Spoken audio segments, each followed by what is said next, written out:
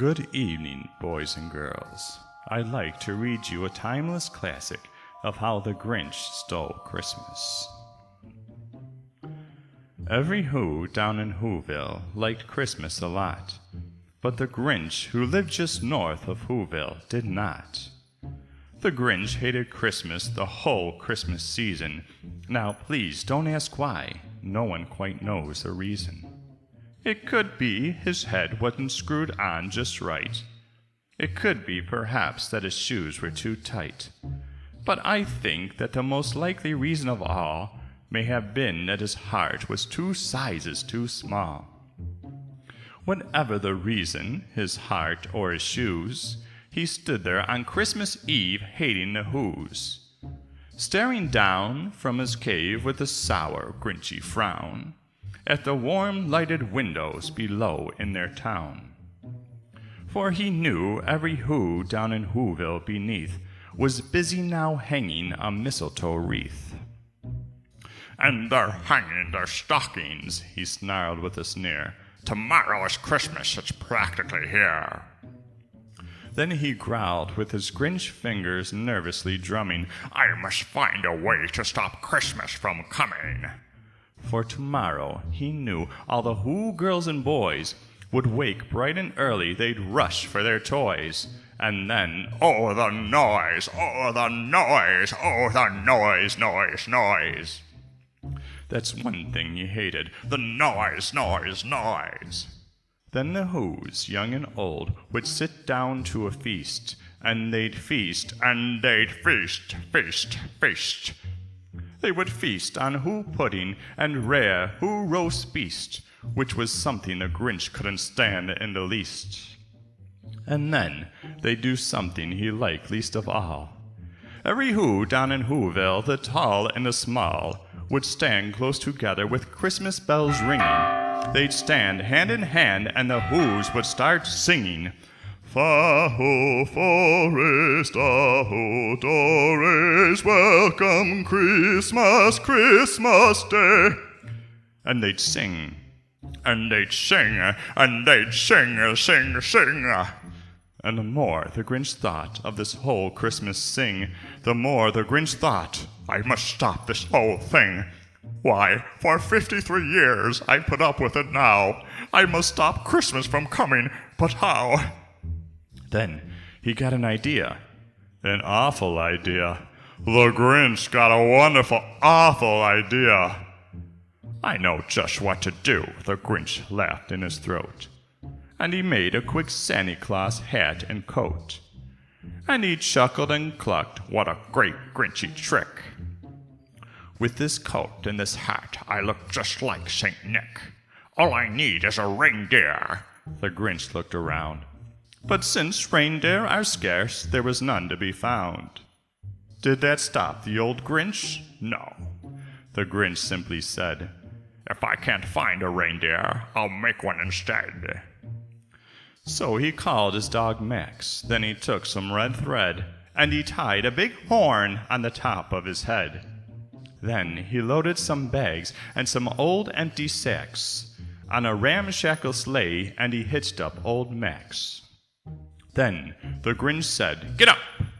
And the sleigh started down toward the homes where the Whos lay a snooze in their town.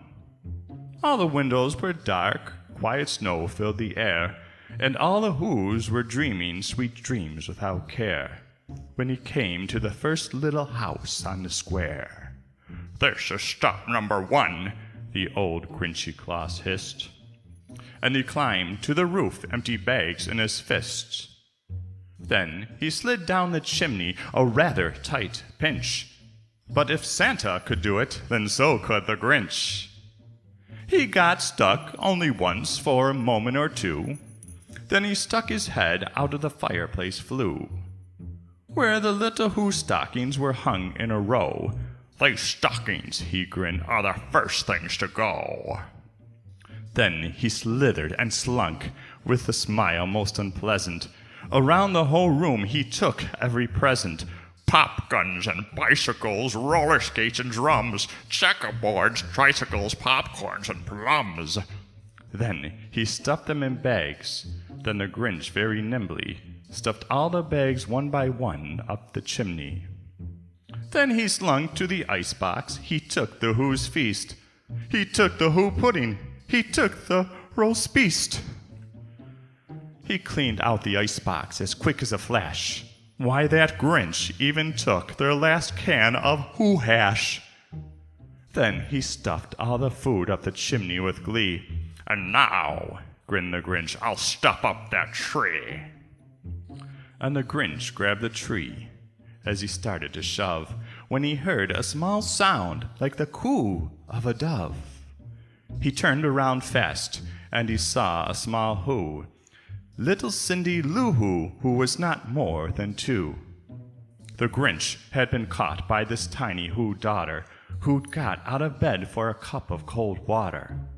She stared at the Grinch and said, Santa Claus, why are you taking our Christmas tree, why?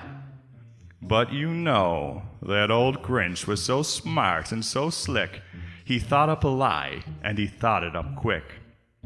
Why, my sweet little tot, the fake Santa Claus lied. There's a light on this tree that won't light on one side. So I'm taking it home to my workshop, my dear. I'll fix it up there, then I'll bring it back here. And his fib fooled the child. Then he patted her head, and he got her to drink and sent her to bed. And when Cindy Lou Who went to bed with her cup, he went down the chimney and stuffed the tree up. Then the last thing he took was a log for the fire. Then he went up the chimney himself, the old liar. On the walls he left nothing but hooks and some wire. And the one speck of food that he left in the house was a crumb that was even too small for a mouse.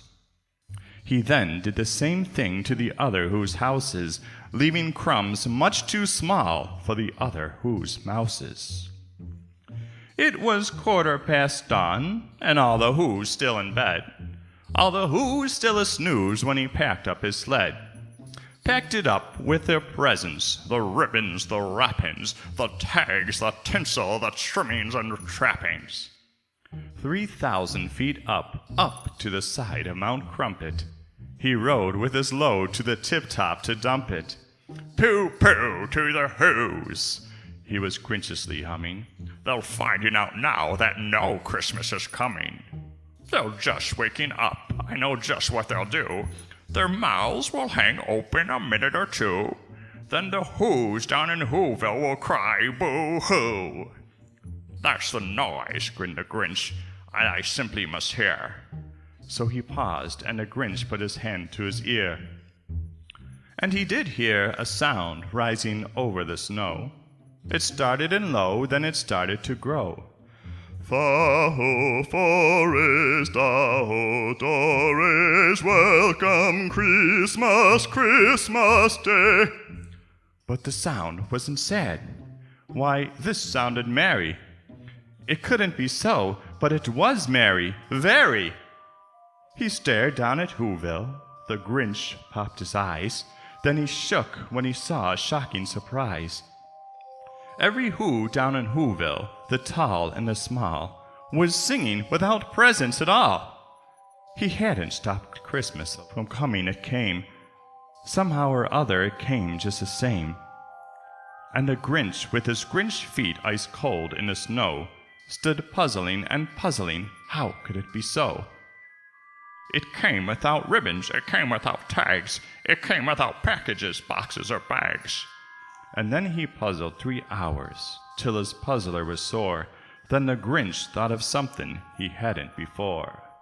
Maybe Christmas, he thought, doesn't come from a store. Maybe Christmas, perhaps, means a little bit more. And what happened then? Well, in Whoville they say that the Grinch's small heart grew 3 sizes that day. And the minute his heart didn't feel quite so tight, he whizzed with his load through the bright morning light, and he brought back the toys and the food for the feast, and he himself, the Grinch, carved the roast beast. Thank you, boys and girls, for this reading of How the Grinch Stole Christmas. I hope you have a wonderful Merry Christmas.